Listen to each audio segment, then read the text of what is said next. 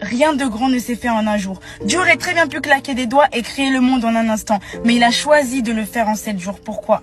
Parce qu'il respecte le temps et les saisons. Et dans la Genèse, on voit que chaque jour remplissait un but précis. Premier jour, il crée la lumière. Deuxième jour, le ciel et les eaux. Donc s'il a lui-même choisi de prendre son temps, pourquoi est-ce que tu te précipites?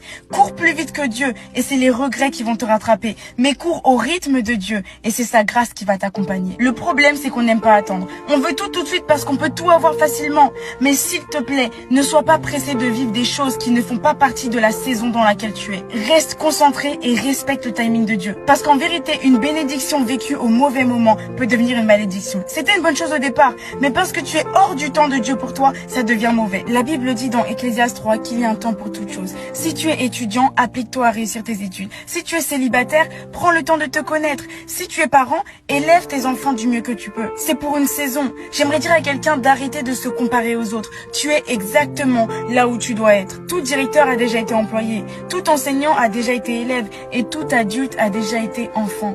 Fais confiance au processus de Dieu. Et si ta saison te paraît trop difficile, rappelle-toi qu'après l'hiver vient toujours le printemps. Dieu a déjà préparé la prochaine étape, alors prends courage.